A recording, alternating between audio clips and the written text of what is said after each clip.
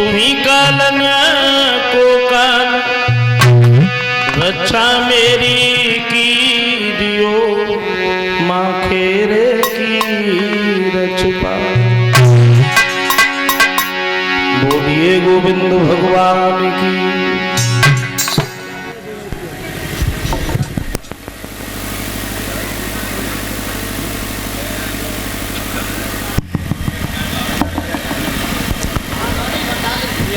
आदरणीय सभा में उपस्थित हमारे श्रोतावृंद,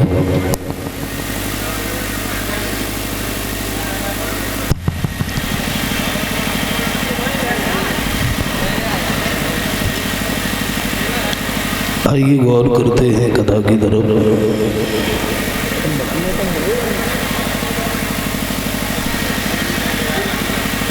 हरिहर क्षेत्र में ऊंचे से आसन पर बैठ करके व्यास जी के पुत्र समझा रहे थे राजा।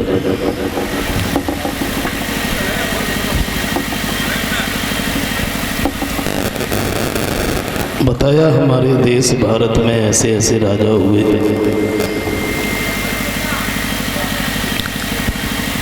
जिन्होंने अपने शरीर के ऊपर हजारों मुसीबतें उठा ली,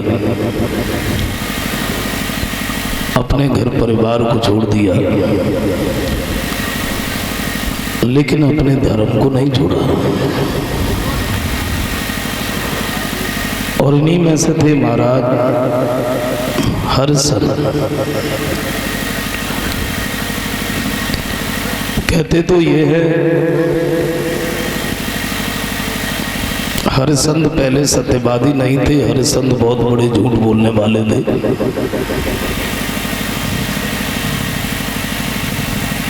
वरुण देवता से जब ये कहा है कि घर में एक पुत्र हो जाए फिर हम उसका यज्ञ कर देंगे,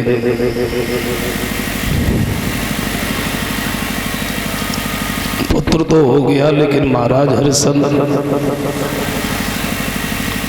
वरुण को बातों में बहलाते रहे।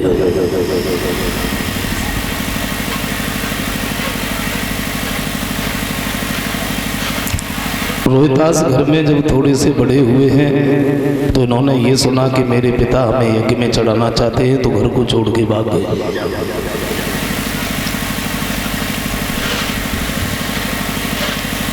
इधर वरुण देवता हरिश्चंद्र के पास में आए, बोले मेरा यज्ञ कर दो। बोले रोहितास तो है नहीं, यज्ञ हम तुम्हारा कैसे करें। तो इसी बात को लेकर के हरिश्चंद्र में और वरुण में घोर संग्राम हुआ। हरिश्चंद्र की कोई पेश नहीं गई और ये घर में बीमार हो गए। उधर रोहितास ने ये सुना है कि मेरे कारण मेरे पिता घर में बीमार पड़े, तो ये घर पर चलने के लिए तैयार हुए। लेकिन हुआ क्या,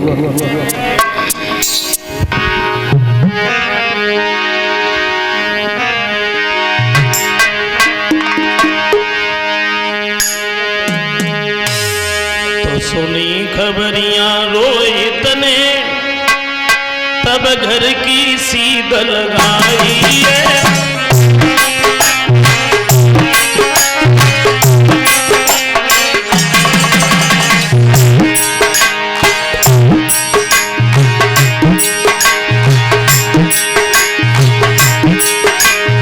सुनी खबरियां रोहित ने तब घर की सीध लगाई है। के राजा इंद्रदेव बेटा की नहीं अबाई है।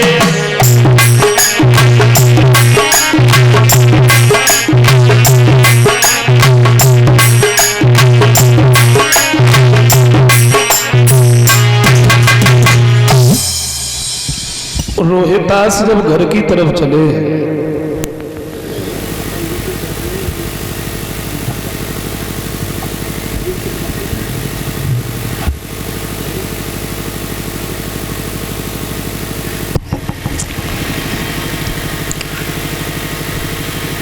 घर की तरफ जब चले हैं तो इंद्र सामने पहुंच गए।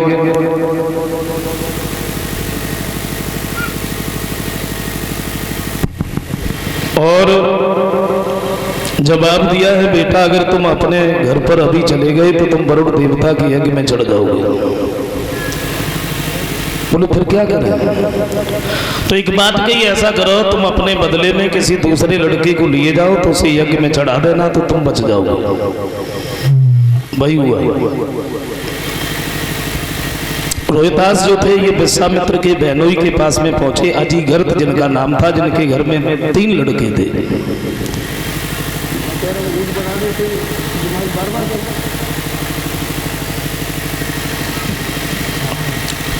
सामने पहुंचे, जवाब दिया,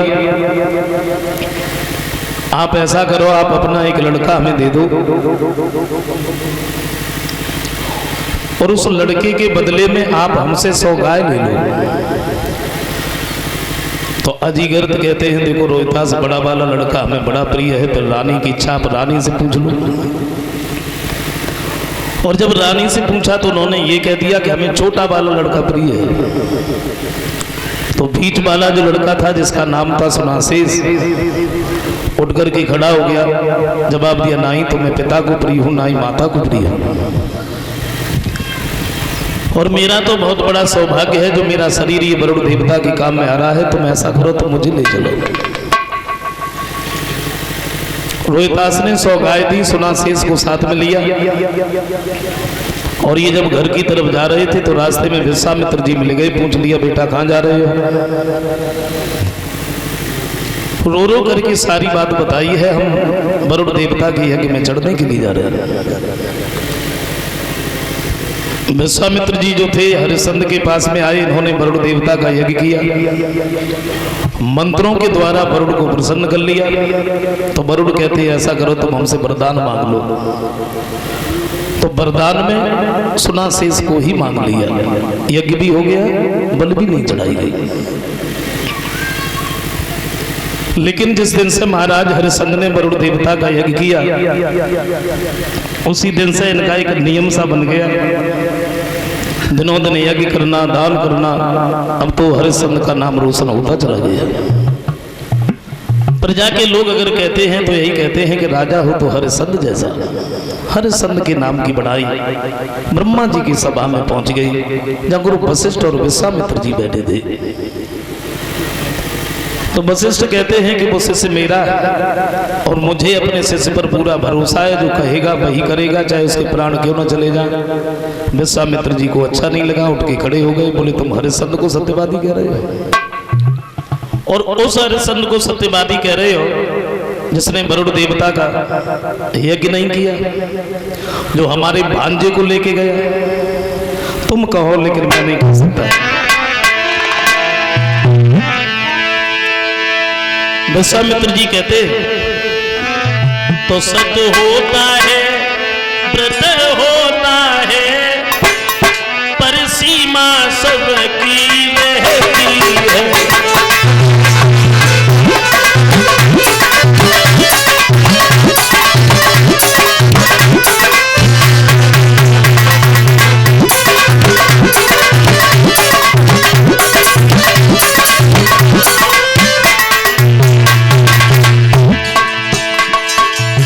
एक बात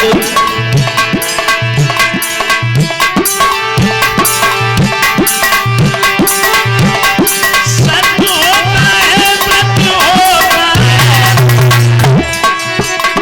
पर सीमा सबकी रहती है। और सावन का ये दिन पाएंगे, नदियाँ भी कड़ी के बहती है।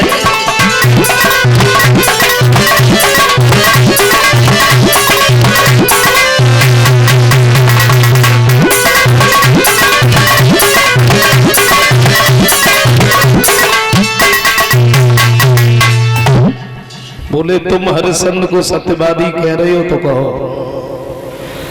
लेकिन मैं हरिश्चंद्र को सत्यवादी नहीं कह सकता, ना ही मैं दानी कह सकता। और इसी बात को लेकर के विश्वामित्र में और वशिष्ठ में घोर संग्राम हुआ। फैसला कुछ भी नहीं हुआ। तो विश्वामित्र जी कहते हैं, हमारे तुम तो बिना मतलब में लड़े मरे जाते हो, हरिश्चंद्र तो बड़े आराम से राज्य कर रहा है। अगर तुम्हारी आज्ञा हो तो क्या हमारे संत की परीक्षा कर ले, जांच कर ले, देखे सत्यवादी है या नहीं है। का कोई बात नहीं, परीक्षा कर ले।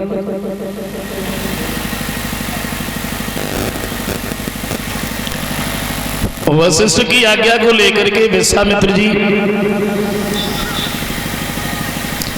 ये हरिश्चंद्र की जब परीक्षा करने के लिए गए,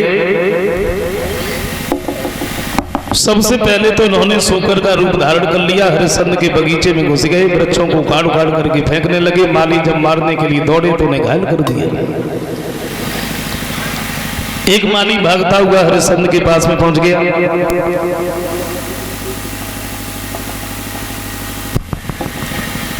दोनों हाथ जोड़ करके पहले तो प्रणाम किया और फिर एक बात कही, महाराज बगीचे में एक सूकर आया है जिसने सारा बगीचा उजाड़ दिया, आप मेरे साथ में चलो और उस सूकर का शिकार करो। हरिश्चंद्र कहते अभी तो नहीं, सवेरा होगा तो हम देखेंगे वो सूकर कैसा है। और जब सवेरा हुआ सिपाहियों से बगीचे को घेरवा लिया, खुद भी खड़े हैं, अश्व पर सवार हैं, हाथ में तलवार। एक बात कही, किसी भी सिपाही के पास से सूकर जीवित न जा पाए। विश्वामित्र ने सोचा जो अंदर बैठे हैं हम किसी सिपाही के पास से नहीं जाएंगे। जहां पर महाराज हरिश्चंद्र खड़े थे उन्हीं के नजदीक से निकल के भागे। हरिश्चंद्र ने तलवार चलाई लेकिन वो बार खाली चला गया।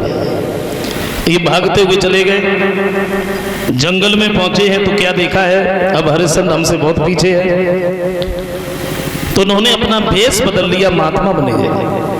और तब तक हरिश्चंद्र सामने पहुंच गए।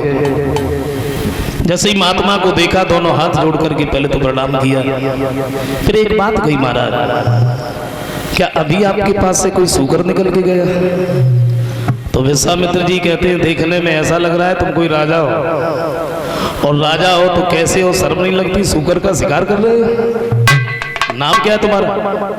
बोले महाराज प्रजा के लोग हमें हरिश्चंद्र कहते हैं। तुम तो हरिश्चंद्र हो नहीं सकते। क्यों? क्योंकि हरिश्चंद्र तो बहुत बड़ा राजा है और हरिश्चंद्र सूकर के पीछे घूम रहा है। बोले महाराज मेरा ही नाम हरिश्चंद्र है। बोले अगर तुम्हारा नाम हरिश्चंद्र है तब तो मेरी किस्मत ही खुल गई। क्या? हाँ, मैं तो तुम्हारे पास में आ रहा था। तुम्हारा कितना बड़ा नाम है, सब लोग तुम्हारी कितनी बड़ाई करते हैं।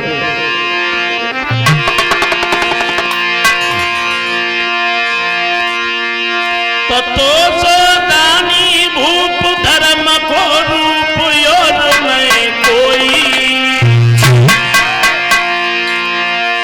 100 कोसन सतवादी फेरी उड़ रही है खसबू।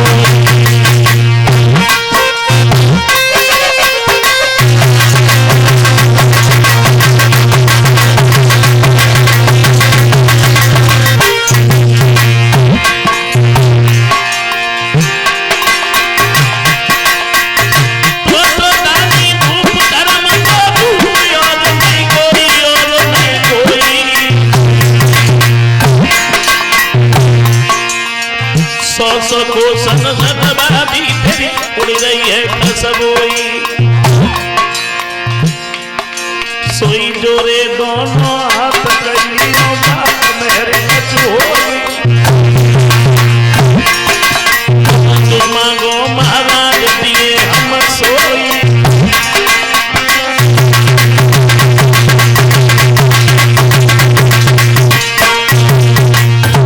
एक बात कही महाराज माफ करना, आप हमें जितना बड़ा राजा कह रहे हैं मैं उतना बड़ा तो नहीं,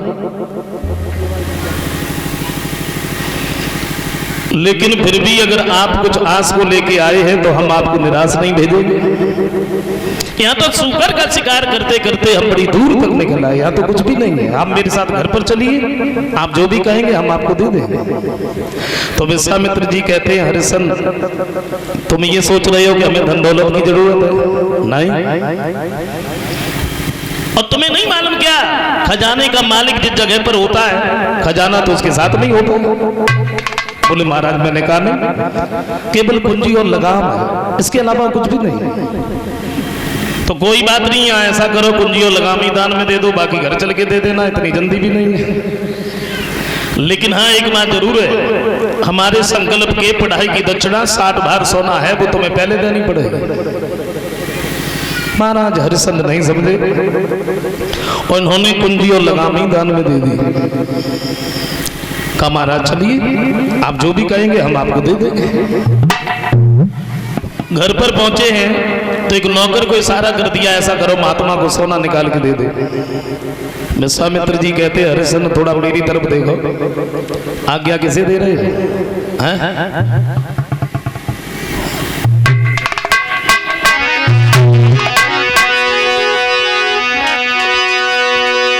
तो कोई सारे में और आज्ञा दी सोना लाने की।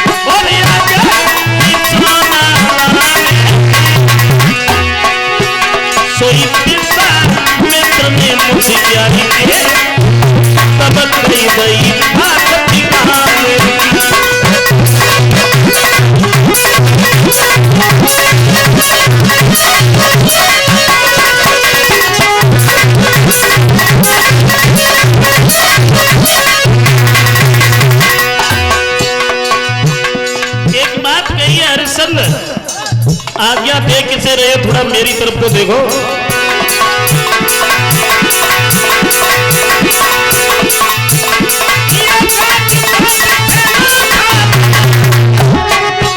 सब कुंडी लगामत मिल गए और ये जनता मेरी जनता है, ये नौकर मेरा नौकर है।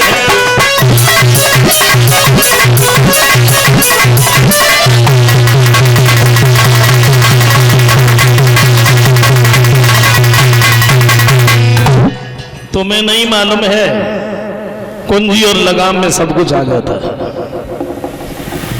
जिसे तुम आज्ञा दे रहे हो ये नौकर तुम्हारे नहीं है बल्कि मेरे। और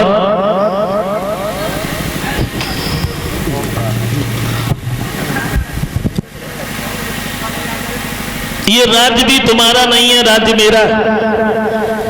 और राजा भी तुम नहीं हो, राजा मैं हूं। अब हमें मत चाहिए जो तुम्हारे राज्य से बिल्कुल बाहर है, बोलो कहां से दोगे? महाराज हरिश्चंद्र ने जैसे ही सुना इनका चेहरा बड़ा उदास हो गया। विश्वामित्र कहते हरिश्चंद्र क्या हुआ? अरे इस बात को सुनकर के तुम्हारा चेहरा बड़ा उदास हो गया? तुम्हें नहीं मालूम क्या, दान देते समय अगर आत्मा में कोई कष्ट होता है, कोई कलेश होता है, तो वो दान नहीं बल्कि जुर्माना होता है। और दुख हो रहा है तो मना कर दीजिए, हम यहां से चले जाएंगे, लौट के नहीं आएंगे। बोले नहीं महाराज ऐसी कोई बात नहीं है। फिर ये तुम्हारा चेहरा उदास काहे को हो गया? मैं तो ये सोचता हूँ आप तो वन वन में भजन करने वाले, माला फेरने वाले, भला राज्य के बारे में क्या जानो कि राज्य कैसे चलता है? अच्छा तो इसका मतलब ये है कि तुम हमें सिखाओगे कि राज्य कैसे चलेगा। तुम ये मत देखो कि राज्य कैसे चलेगा, तुम सिर्फ इतना देखो हमारे जो संकल्प की पढ़ाई की दक्षिणा है 60 भार सोना कहां से लाके दोगे? बोले महाराज मैं बिक जाऊंगा, तुम्हें कौन खरीदेगा? तुम तो इतने महंगे पड़ोगे, कौन लेगा तुम्हें? तुम इतने बड़े हरामी हो, काम तो तुमने कभी किया नहीं। बोले महाराज घर में मेरी रानी है, मेरा पुत्र है, मैं उन्हें बेच देंगे। अच्छा तो इसका मतलब ये है खुद तो मना नहीं कर पाए, अब रानी से मना करवाना चाहते हैं। दुनिया में ऐसी कौन सी स्त्री होगी जो अपने पति के साथ में बिक जाएगी? अरे नहीं, इसलिए कि सदा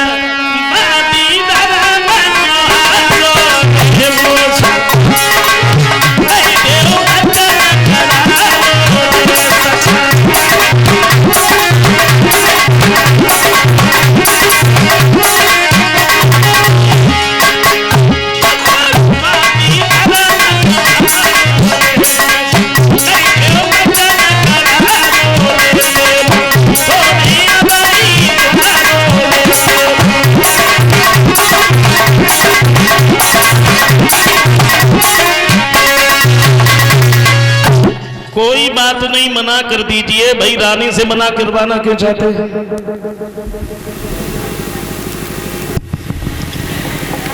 बोले महाराज मेरी रानी ऐसी है, वो मेरे साथ में बिक जाएगी।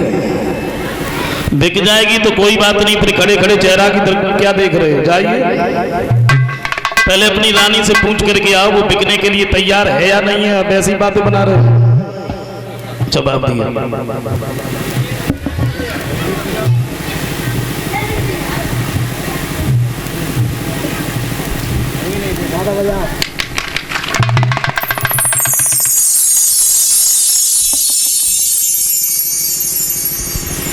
महाराज हरिश्चंद्र चले हैं, चेहरा इनका उदास।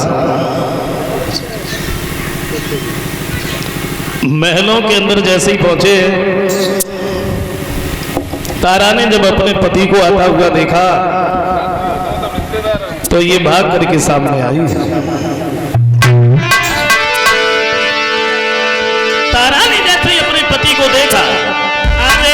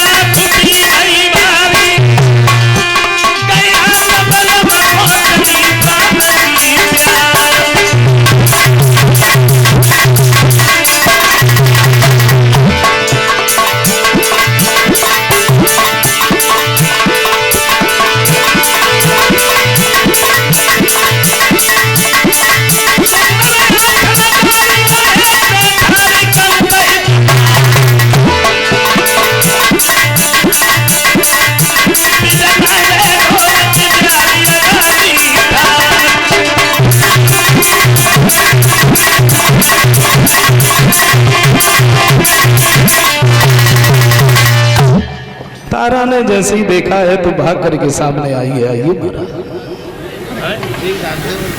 चेहरा जब उदास देखा है तो पूछ लिया, महाराज बात क्या है?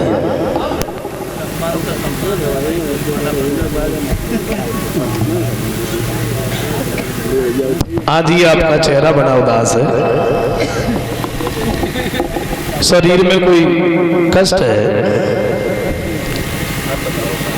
दरवाजे से कोई संत भूखा चला गया, बात क्या है? महाराज हरिश्चंद्र कहते, तारा मैं तुम्हें क्या बताऊं, एक महात्मा ने धोखा देकर के मेरा पूरा राज्य ले लिया। तो तारा बोली, महाराज राज्य चला गया, इसका तुम्हें इतना बड़ा दुख है? चला जाने दीजिए ना, इतना दुख क्यों करते हैं? बोले तारा राज्य जाने का मुझे कोई दुख नहीं, पर ये तुम्हारा चेहरा उदास क्यों? का तारा उस महात्मा का ऋण मेरे ऊपर है और मैं तुम्हें ये पूछने के लिए आया हूं, क्या तुम मेरे साथ में बिक सकती हो? तो तारा कहती है, महाराज आप ऐसे पूछ रहे हो जैसे मैं आपकी नहीं किसी दूसरे की स्त्री।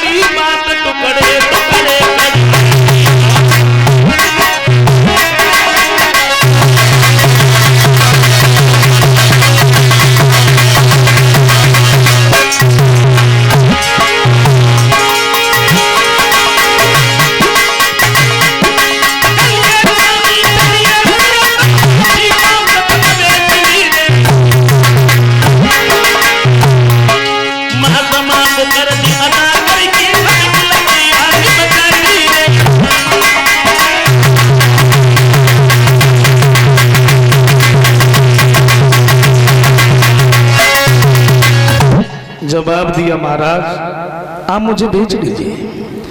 तब तक रोहितास भी नजदीक आए हैं और एक बात कही है, पिताजी दरवाजे पर एक महात्मा खड़े हैं और वो बार बार ये कह रहे हैं कि हरिश्चंद्र ने मेरा ऋण अदा नहीं किया, तो आप मुझे भेज लीजिए। महाराज हरिश्चंद्र ने रोहितास को अपने गोद में उठा लिया। तारा से एक बात कही, तारा अब इन वस्त्र आभूषणों के ऊपर हमारा तुम्हारा कोई अधिकार तो है नहीं।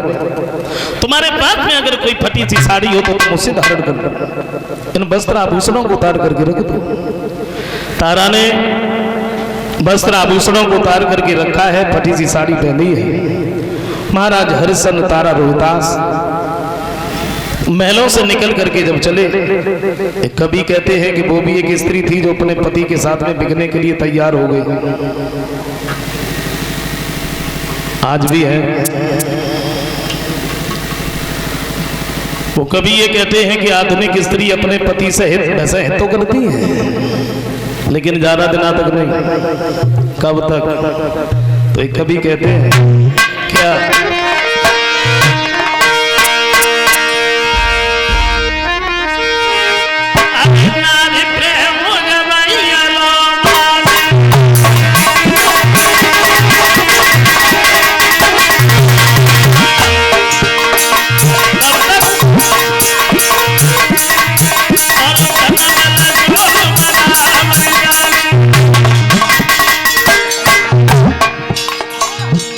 शरीर में ताकत